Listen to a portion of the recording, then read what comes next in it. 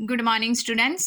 12वीं वाले बच्चे, सिद्धि हिंदी विद्यालय की इस ऑनलाइन क्लासेस में आपका हार्दिक स्वागत है। अब बच्चों, यहाँ पे हमारा ये जो पाठ चल रहा है, ये पाठ हमारा यहाँ पे बाजार दर्शन और उनके जो रचयिता हैं उन्होंने काफ़ी समय पहले ही ये बाजार के बारे में, उसकी स्थिति कैसी होगी, उन्होंने बताया था। जो आज के समय में बिल्कुल तथ्य होती हुई वास्तविकता की धरातल पर सिद्ध होती हुई दिखाई दे रही है। अब थोड़ा सा रिवीजन कर लेते हैं कि लेखक के दोनों मित्र जब बाजार गए थे तो एक है वो हद से ज़्यादा ही कुछ सामान खरीद कर लाते हैं और दूसरा है वो कुछ नहीं लाता। तो यहाँ पे कहने का तात्पर्य ये है कि बाजार की जो चमक दमक है, उसका जो जादू है वो इंसान को कैसे पागल बना देता है। इंसान किस तरह से बाजार की चकाचौंध में अंधा हो जाता है और यहाँ पे वो न खरीदने वाली चीज़ें भी खरीद कर ले आता है। अर्थात यहाँ पे बताया गया है कि इंसान जो है वो किस प्रकार से ये बाजार एक चुंबक की तरह होता है जो इंसानों को अपनी ओर आकर्षित करता है। और वस्तु जो मूक होती है, मूक यानी बोल नहीं पाती है, लेकिन फिर भी वो हमें इतनी सुंदर दिखाई देती है कि वो हमें अपनी ओर आकर्षित करती है, जैसे ये कह रही हो कि हमें यहाँ से ले जाओ। अर्थात कभी ऐसा भी हो सकता है कि जो वस्तु है, ये मूक वस्तु बोल नहीं पाती, लेकिन वो सिर्फ भाव प्रकट करती है, उसको इतना सुंदर सजा के रखते हैं। तो जैसे कि वस्तु ऐसा बोल रही है कि देखने के पैसे नहीं लगते हैं कब, लेकिन आप देख कर तो जाओ, ऐसा खरीदो ना सही, लेकिन हम लोग क्या करते हैं, कभी कभी उसको देख लेते हैं। तो जब तक मन में लोभ होना और मन पर काबू होना, ये दोनों में ज़मीन आसमान का फ़र्क है। ये बात हमने करीबन आगे वाले वीडियो में देखी थी। अब यहाँ से थोड़ा और आगे लेखक के जीवन का ये तीसरा उदाहरण है, जिसको हम देख लेते हैं। पड़ोस में एक महानुभाव रहते थे जिनको लोग भगत जी कहते हैं। चूरण बेचते हैं, यह काम करते जाने उन्हें कितने वर्ष हो गए, लेकिन किसी एक भी दिन चूरण ने उन्होंने 6 आने पैसे से ज़्यादा नहीं कमाए। चूरण उनका आसपास सरनाम है और खुद खूब लोकप्रिय है। कहीं व्यवसाय का गुरु पकड़ लेते और उस पर चलते तो आज खुशहाल क्या मालामाल होते। क्या कुछ उनके पास ना होता। इधर 10 वर्षों से मैं देख रहा हूँ, उनका चूरण हाथों हाथ बिक जाता है, पर यह न उनसे थोक देते हैं, न व्यापारियों को बेचते हैं। पेशगी ऑर्डर कोई नहीं लेते। बंधे वक्त पर अपने चूरण की पेटी लेकर घर से बाहर हुए नहीं कि देखते देखते 6 आने की कमाई उनकी हो जाती। लोग उनका चूरण लेने को उत्सुक जो रहते, चूरण से भी अधिक शायद वह भगत जी के प्रति अपनी सद्भावना का देने के उत्सुक रहते। पर 6 आने पूरे हुए नहीं कि भगत जी बाकी चूरण बालकों को मुफ्त बांट देते। कभी ऐसा न हुआ कि कोई उन्हें 25वां पैसा भी दे सके। कभी चूरण में लापरवाही नहीं हुई है और कभी रोग होता भी मैंने उन्हें नहीं देखा। अब यहाँ पे तीसरा उनके जीवन का जो उदाहरण है, लेखक ने वो प्रस्तुत किया है कि उनके पड़ोस में एक महानुभाव यानी एक इंसान रहते थे जिनको सदियों से लोग भगत कहते हैं। लेकिन वो क्या व्यवसाय से कौन सा काम करते, चूरण बेचने का। अब वो चूरण बेचते हैं मामूली से दाम में। उन लेखक ने देखा कि करीबन बहुत सारे वर्षों से उन्होंने देखा कि पड़ोस में रहने वाले भगत कुछ मामूली से दाम यानी 6 आने पर वो कमाई करते हैं। अब यहाँ पे 6 आने में वो सब बेचते हैं, चूरण बेचते हैं।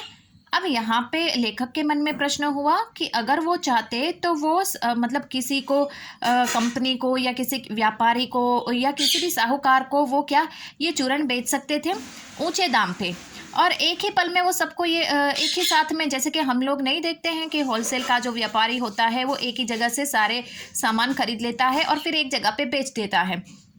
सब्ज़ी वाले होते हैं तो सब्ज़ी वाले जो व्यापारी होते हैं उनके पास से ये जो फेरिए होते हैं, ये लोग एक ही जगह से सब्ज़ियां खरीदते हैं और फिर घर घर जाकर बेचते हैं या फिर कहीं लोगों तक हम तक वो सब्ज़ियां पहुंचाते हैं। लेकिन यहाँ पे कहने का तात्पर्य, जो होलसेल व्यापारी होते हैं वो एक ही जगह से बहुत सारी वस्तु खरीदते हैं। अगर चाहते भगत तो वो एक ही इंसान को, व्यापारी को बड़े ऊँचे, यहाँ पे एक शब्द है पेशगी यानी ऊँचे दाम पे वो ऑर्डर लेकर वो अपनी प्रोडक्ट बेच सकते थे, लेकिन उन्होंने ऐसा नहीं किया। अगर वो चाहते ऐसा करते तो आज पता नहीं कहाँ होते, माला माल होते, उनको मतलब किसी भी परेशानी का सामना नहीं करना पड़ता। लेकिन उन्होंने ऐसा नहीं किया। एक मामूली से दाम पर वो सदियों से चूरन बेचते चले आ रहे हैं। जब उनका मन करता है हर रोज़ वो अपनी अपनी पेटी उठाकर बाहर चले जाते हैं, चूरन बेचते, और लोग उनकी राह तकते रहते हैं। और जैसे ही वो आते हाथों हाथ चूरन बिक जाता। और उससे ज़्यादा उन्होंने तय करके रखा था कि उनकी जो एक लिमिट में कहते हैं ना कि इतना हमें मुनाफा होता है, उसके बाद वो हम जैसे इंसान हो तो मुनाफा हो तो और चीज़ें बेचें। लेकिन उन्होंने क्या किया, उनका हर रोज़ का जितना मुनाफा होता है उनको मिलता है बस उतना, उससे ज़्यादा अगर जो ये अगर चूरन बच जाए तो वो लोग बच्चों में मुफ्त में बांट देते हैं। तो ये लेखक को यहाँ पे बहुत आश्चर्य वाली बात लगती है। लेखक ने ये भी देखा कि इतने बूढ़े इंसान इतने सालों से इतने कम पैसों में लोगों को ये चूरन बेचते हैं और लोग ये चूरन उनके इस्तेमाल करते हैं। सदियों से उन्होंने मतलब काफ़ी समय से, लंबे समय से उनको मतलब बीमार होते हुए या किसी बीमारी का रोग उनको होते हुए भी नहीं देखा। तो यहाँ पे ये बात लेखक को थोड़ी सी आश्चर्यचकित लगती है कि एक ही दाम पे वो सदियों से ये काम करते आ रहे हैं। हम जैसे इंसान हो तो हम क्या कहें, हमारा कोई व्यापार हो तो महंगाई बढ़ गई है, इतने में ये नहीं होता, ये चीज़ें बढ़ गई है, ये प्रोडक्ट बनाने में ये चीज़ें ज़्यादा उसके दाम लगते हैं, तो हम क्या करते हैं मतलब लोभ लालच करके यहाँ पे अपनी वस्तु को मतलब ज़्यादा उसके दाम बढ़ा देते हैं। लेकिन भगत जी ने ऐसा नहीं किया। अब थोड़ा और आगे बढ़ते हैं। और तो नहीं, लेकिन इतना मुझे निश्चय मालूम है कि इन चूरण वाले भगत जी पर बाजार का जादू नहीं चला। देखा, अब देखा बच्चों, यहाँ पे एक वास्तविक बात उन्होंने बताई तीसरे उदाहरण में कि भगत जी के ऊपर मतलब ये बाजार का जादू नहीं चला। क्यों? क्योंकि उनको तो सिर्फ लोगों की सच में उनका जीवन भी यापन होना चाहिए और लोगों को मतलब अच्छी वस्तु भी मिलनी चाहिए एक अच्छे से दाम में, कि लोग अपनी मेहनत के बलबूते पर उस वस्तु को खरीद सके। एक ऐसा दाम मतलब रखना चाहिए किसी भी प्रोडक्ट के ऊपर कि लोग उसको सरलता से खरीद सके, ना ज़्यादा ना कम, तो कंपनी को भी फ़ायदा हो। तो मतलब बाजार का जादू यहाँ पे भगत के ऊपर नहीं चलता। अब थोड़ा और आगे बढ़ते हैं। कहीं आप भूल कर ना बैठिएगा, इन पंक्तियों को लिखने वाले में चूरण नहीं बेचता हूँ, जी नहीं, ऐसी हल्की बात भी ना सोचिएगा। यह समझिएगा कि लेख के किसी भी मान्य पाठक से उस चूरण वाले को श्रेष्ठ बताने की मैं हिम्मत कर सकता हूँ। क्या जाने उस भोले आदमी को अक्षर ज्ञान तक भी है या नहीं, और बड़ी बात तो उसे मालूम क्या होगी, और हम आप न जाने कितनी बड़ी बड़ी बातें जानते हैं।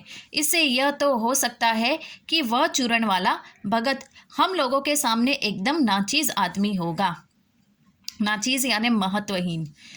लेकिन आप पाठकों की विद्वान श्रेणी का सदस्य होकर भी मैं यह स्वीकार नहीं करना चाहता हूँ कि उस अपदार्थ प्राणी को वह प्राप्त है जो हमसे भी बहुत कम को शायद प्राप्त है। उस पर बाजार का जादू वार नहीं कर पाता। माल बिछा रहता है और उसका मन अड़िग रहता है। पैसे उसके आगे होकर भीख तक मांगते हैं कि मुझे लो, लेकिन उसके मन में पैसे पर दया नहीं समाती। वह निर्मम व्यक्ति पैसे को अपना आहत गर्व में दिलखिलाते ही छोड़ देता है। ऐसे आदमी के आगे क्या पैसों की व्यंग्य शक्ति कुछ भी चलती होगी? क्या वह शक्ति कुंठित कर कर सलज्ज ही ना हो जाती होगी। अब यहाँ पे बहुत अच्छी बात बताई कि बच्चों हम कहते हैं कि पैसों से हम बहुत कुछ खरीद सकते हैं, लेकिन ऐसा नहीं होता। यहाँ पे भगत की बात की गई है। सबसे पहले तो इस परिच्छेद को पढ़ने से बता दूं कि लेखक ने हमें एक बात स्पष्ट कही है कि आप ये मत समझिएगा कि मैं भी कोई चूरण बेचने वाला हूँ, अर्थात मैं भी यहाँ पे अपने नामना सिद्धि को अर्थात अपने नाम को आगे बढ़ाने के लिए यहाँ पे लिख कर अपना नाम जैसे कि कमा रहा हूँ, ऐसा नहीं है। लेकिन मैं यहाँ पे आपको बाजार की वास्तविकता बता रहा हूँ। वो जो भगत है, लेखक का कहना है, वो जो भगत है वो तो बेचारा जानता भी नहीं होगा कि उसके स्थिति कैसी है, किस प्रकार की है। वो तो अक्षर ज्ञान पढ़ा लिखा है या नहीं वो भी नहीं पता। लेकिन यहाँ पे भगत के ऊपर वो बाजार का जादू नहीं चला। अगर भगत के सामने तो जैसे कि उसका माल सामान बिछा रहता है, उसके चूरण पड़े रहते हैं, सामने से पैसे बोलते हैं कि मुझे ले जाओ, लेकिन नहीं। अगर भगत थोड़ा सा दाम, सोचिए बच्चों, लेखक के कहने का मतलब है कि भगत थोड़े से चूरण का दाम अगर बढ़ा भी लेता तो भी लोग खरीदते, तो भी भगत को फायदा होगा, तो भगत को पैसे ज़्यादा मिलते। लेकिन उसने ऐसा नहीं किया। क्यों? क्योंकि उसके लिए पैसे महत्वपूर्ण नहीं है। समझ में आया? यहाँ पे कोई व्यापारी होता है, हम ज़्यादातर हम यहाँ पे कहे ना कि 90% ऊपर ऐसे व्यापारी इस दुनिया में हमें देखने को मिलते हैं जो थोड़े समय के बाद अपने, पहले तो वो वस्तु आप देखिएगा कि कम दाम में पहली बार वो वस्तु बेचते हैं, फिर धीरे धीरे उनकी प्रोडक्ट एक बार मार्केट में जम जाती है, फिर वो वही प्रोडक्ट के दाम वो बढ़ा देते हैं और वो प्रोडक्ट धीरे धीरे हल्की कक्षा की होने लगती है। ध्यान दीजिएगा बच्चों, फिर वो प्रोडक्ट पहले जो अच्छी थी, कम दाम उसके थे, अब दाम भी बढ़ जाते हैं और प्रोडक्ट का जो मटेरियल होता है वो भी लो क्वालिटी का हो जाता है। लेकिन यहाँ पे जो भगत जैसा इंसान है उसके ऊपर वो जादू बाजार का नहीं चल पाता। सामने से पैसे उनको बोलते हैं कि मुझे ले जाओ, लेकिन फिर भी भगत के मन में पैसों के प्रति इतना मोह नहीं है। ये बात यहाँ पे स्पष्ट होती है। तो बच्चों आज यहाँ तक इस वीडियो में हम यहीं तक रुकते हैं और आगे के वीडियो में और कौन कौन से उदाहरण है लेखक के जीवन में आए हुए उसको हम देखेंगे। Thank you.